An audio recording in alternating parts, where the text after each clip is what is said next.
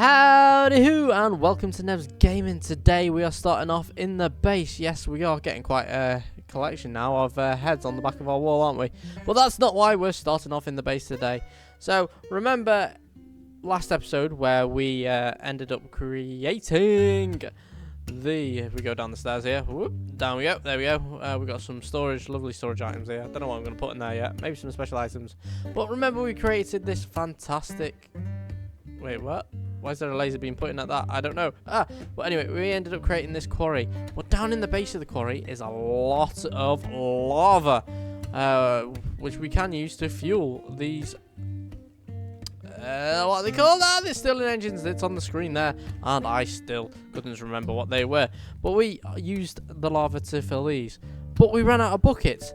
And buckets use a lot of iron, a hell of a lot of iron. But if we look over here, which I've got up already, look at me being all prepared for the episode, I have come across this, the iron tank that holds 32 buckets. Not only that, we have the gold tank, 48 buckets, and finally, the diamond tank that holds a whopping 64 buckets.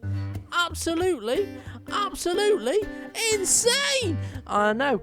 So we're going to be making that today because I want to see how much lava I can get to fuel these Stirling furnaces, Stirling engines up, and go from there. So how do we make it? Well, let's go back to it and click on it. We need a gold tank, and in order to make a gold tank, we need a silver tank. In order to make a silver tank, we need an iron tank. In order to make the iron tank, we need a tank. And how do you make a tank? It's simply just glass. Whoa, that was a lot to take in. Right, so I need to get some glass, start building these tanks, and then go from there. So the first thing I did was get my glass and start making 2 tanks. Why am I making 2 tanks? Because I want 2 of these extremely large buckets. So I created 2 of them, whacked them back in the middle, and then started making the iron tank. I believe it was this way. What do I need for that? I then began creating the iron tank, but then I realised that my glass was wrong, so I started using the recipe. So what I did then was craft 2 iron tank. Once I crafted the first one, I then proceeded to craft the second one. Once I crafted the iron tanks, I then moved on to the silver tank and crafted 2 of them. Moving on to gold now, I crafted 2 gold tanks, and finally completing the collection, I moved on to crafting 2 diamond tanks. So that doesn't quite solve the problem though. We've made these tanks that can hold 64 buckets of any fluids. But how are we going to get down there? Well, we have that beautiful mod that lets us transform into wonderful magical creatures. And I'm going to transform into the fire bats. Oh, which is just a flame. I always forget that. So let's go down to the lava pit there and see if we can't pick up all that lava so we can carry on mining from our last session. Because we've still got a lot. Also, I found out that we can carry on if we go down here. There we go. I also found out that we didn't need to make the... It's not working. Oh, no. I just put the tank in the water. Well, it turns out that I created the wrong tank indeed. I wasn't even meant to make that. I was supposed to make the basic fluid tank. I completely made the wrong thing. Obviously the one I was making was for storing fluids. I'm an absolute wally. So let's make this one. It's very simple. Very, very simple indeed. The basic one doesn't require any extra apart from this and some glass, which I don't have. No, it doesn't. It requires redstone. Sorry, my bad. I was thinking of the tank again. I just can't stop thinking about it. It's just so amazing that I can store so much, but I wasted 4 diamonds on it because I'm an absolute wally. Hopefully this mining session actually gives me something. So there we go. We've got 2 basic fluid tanks. Fabulous. Now the great thing about this fluid tank is it'll actually work. And do you want to know why? Because I fucking tested it in creative mode. That's why. Right. So let's go down to our mine again. So quick transformation back into the bat. There we go. Off we pop. And we will fly down and use this fluid pipe on all this lava. The good thing about the fire bat is we can't catch fire. Look, there's my last death apparently. I died there. I don't remember dying there. But oh well. Let's clear out. Oh no, it'd help if I select the fluid. So what we have to do is we have to make sure we are selecting the right mode for these buckets, which has taken me about a good 5 minutes to figure that out. So if we select shift and then P, it changes from bucket mode on and off. So we'll make sure that both of these are on bucket mode. There we go, both are on, and now we can select the fluid we want to get and then just scoop it all up. We will have chance to upgrade these in the future, but until then we will start just clearing out this area full of lava. Well, we certainly cleaned that lava out anyway, and we made a few more of these basic fluid tanks just so we could actually collect the lava. Why? So we can power our Stirling engines, which are pumping away now. We've done one hole, which is all the way down there. I then moved it along to this little space here. We then conquered this one. Now we are doing the centerpiece, and I intend to do this all underneath the farm area. That way I won't have to worry about mob spawning underground, and maybe I can do some other stuff with that information, but we'll have to wait and see how long it takes us to build out. Who knows what possibilities can happen. But I have noticed something. My tools are again wearing down, and that means we are going to need a few more emeralds. But where am I getting these emeralds from? It's not by mining. No, it's going to be, well, it's going to have to be from villager trading. And in order to do that, we need something to trade the villagers with. Now, I could go about and just start hitting my sugarcane here, you know, collecting it all, like, by hand. But that would take too long. And I just don't have the time because I want to get to building, making machinery, and things like that. So, what did I do? We went ahead and created this thing. This is just a modular sugarcane farm collector, which Mr. Tango Tech did. So I brought it to 1.12.2 pack. There's probably other ways I can automate this. But I decided to build this, and it's been producing sugarcane. Well, let's have a look, shall we? We've got this many rows already, slowly collecting, and as we wait, as we progress, it'll collect more. I'll even have a chunk loader underneath so we can collect stuff while we're away. But then again, I've got to make paper by hand, and that consists of 3 sugar canes. If we use this crafted table here, you can see that it takes 3 sugar canes to make paper. But if I typing in auto there, you can see it brings up a lot of different items. Look, mega slime legs, but this is not what we want. We don't want any chisel bit bags. We don't want some slime. We don't want none of this. We want this right here, the auto workbench, which is easy as just getting 2 stone gears on a workbench. So let's do it. Auto crafter is created, and we've got some output chests for all the paper to go into back here. So how does this work? So theoretically, I should just have a chest next to it. I then click this, select what I want to build. Is that right? No. Is that right? Surely I should just be able to do that and it'll start making paper. Let's find out. Does it? Yes, but why isn't it getting filled back up? Oh god, I'm glitching out. Well, a quick login and 700,000 downloads later, we are back and I'm not glitching out anymore. Very strange. That always happens when I transform into a bat. You're probably wondering where my levels went. I fell in my hole. But that's a future me problem. Right, how does this then? This is still going to produce paper, but there's no output to it. So, and we need an input to it. So the output should simply be a cobblestone transporter. Nope, that's not going to work. Okay, I knew that was going to happen. So the output should be a wooden transporter going down like that. And then cobblestone running all the way through it. Down this side. Oh, no, down these. There we go. And then back around again. That should work, and then I should have, in theory, a redstone piston connected to this, and then powered by, have I got any redstone? Have I got a redstone torch? We've got a redstone engine there, and then we power it, and in theory, yes, it works. See that?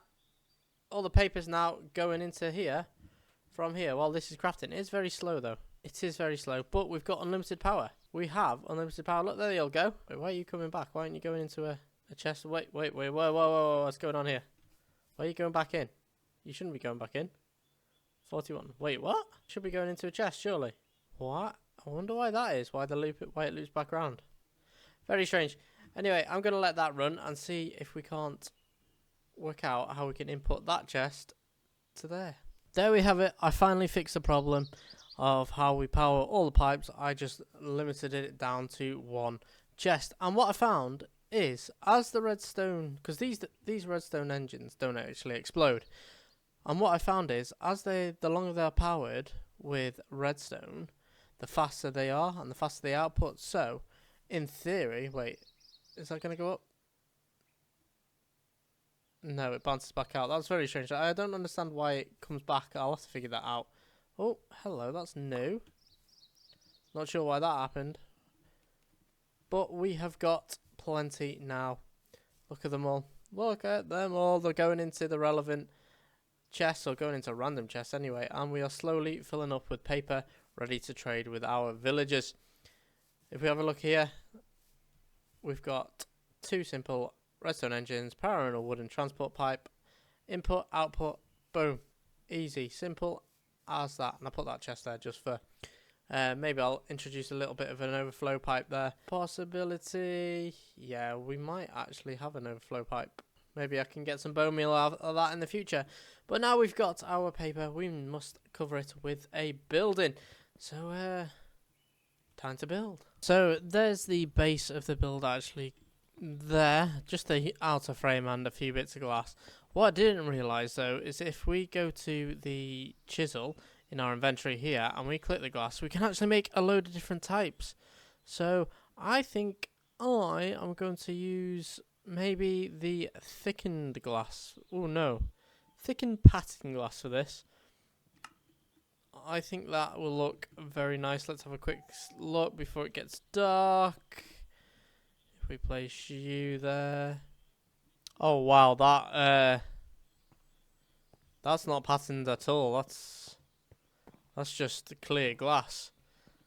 But it looks a lot. I'm going to keep it for Bob's Burgers. I'm going to keep it like that on that build, because then we can see the progression. But that generally just looks like a clear bit of glass that you could walk through. Oh wow, I also found out that when I mine a chiseled piece of glass, it actually comes back. It doesn't smash. That is... I'm glitching out again. But that is fabulous. Oh, that's much better. That is much better than that. You've got a nice little window frame. I can add some wooden, what are they called? Wooden trapdoors on the outside here, just to again increasing the depth. Maybe a couple of fence posts on the outside, just to bring out the build more into the street as well, like we've got on that one over there, and have Bob's Burgers in depth. That is absolutely fantastic. Now, if we transform into a fire bat, die again, and fly up. Here, I'm going to use, and for the top layer, I'm actually going to use limestone. First things first, I'm going to use the dark wood to cover this area as a little, almost, you could say, like a little trellis area where people can come out and have a drink or something like that. You know, something a little bit different so they can walk out. And then I'm going to have the main actual build going up there with... So you can see the side of the green wall, and then up here will be, well, the building itself. And there we have it. We have our final completed building for the sugarcane / paper farm. If we have a look here, we've done it actually 2 layered, and we set this layer back. So we have a little, almost a little area where they can look over at the street level below. That is the plan for that. I've used, again, this looked a bit bland on top of here, so I've used some spruce trapdoors just to break it up a little bit, same as in the windows here, almost like the shutters, and you can actually close them. And I love this little doorway where you can see just in there through the top window. But let's have a quick check inside, shall we? Here you can see I've had to make a couple of updates or upgrades to this. Yeah, and the reason I'm so small is because I've transformed into a bat. So let's change that, shall we? Let's change from the bat into a normal human being once again. Oh god, I'm glitching out again. But we'll ignore that. So as you can see in here, that we are producing a lot of paper. And it is actually going into all the chests. Admittedly, more paper goes into chests at the front. But as that fills, you know, plenty of paper. And that's just from the build we have created today. I'll do. Okay, apparently can't sleep at night. It's quite dark in here, so I may have to light it up a tiny bit more. Because if we press F7, you can see that all the mobs can spawn on this area. Back here, ooh, and we've got some in the center, which we are going to have to light up. But that's a future me problem. Because I have come up. Oh god, let me sort this out. Well, now that's all sorted out, that's absolutely fantastic. I'm not glitching out anymore. It always happens every time I'm transforming into a animal or morphing. But that's a future me problem. If we go around here, you can see that I've changed what used to be a wooden pipe into an actual hopper. Now the flow doesn't make all the sugarcane pop out if this workbench is full, and the flow is plentiful for the amount of sugarcane we are actually producing in the farm. Oh yes indeed. Right, we didn't just make the sugarcane farm for the fun of it. No, we need to get some villagers and some trading on the go. So I'm going to round up some villagers now, place them in a house, which, well, place them in what will be a house. I'm thinking of doing it in this area up here.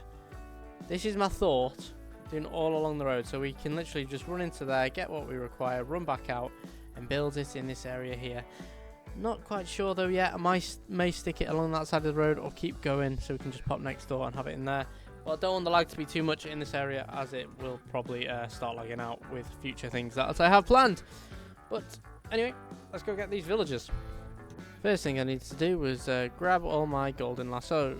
Next thing I did was go around destroying all the villagers, collecting all the items that I could possibly use in my builds for the future, like plant pots, all the different wood types. Ooh, a chest there, maybe. And then went around collecting all the required villagers that I needed. To start with, I collected the paper villagers. So we have our villagers in their pens.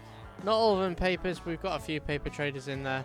And we've got this guy right here who trades you for an emerald block. It isn't an emerald block, it's a piece of cardboard. I'm not falling for that again. And what else we got here? We've got a steel forager. We've got a librarian. We've got an arbitrist, a toolsmith. Something that gives you that. I have no idea what that is. We've got an armourer.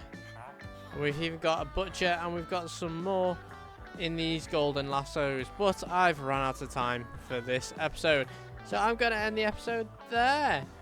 We've done a lot. We've built... Well, we've built our mine. We've built that behind us, which is absolutely epic. It's our sugarcane farm, which is absolutely amazing. I'm proud of that farm, and I love the building with the build as well. Utilizing all these chiseled blocks is my new favorite thing. But let's end the episode there. Next episode, we'll carry on building up this villager farm, trying to get all the villagers into one place, and then we'll look at maybe entering the distilling and refinery business. I've been NEVZGAMING. You've been amazing. Toodaloo, and I'll see all you wonderful people in a few. Goodbye.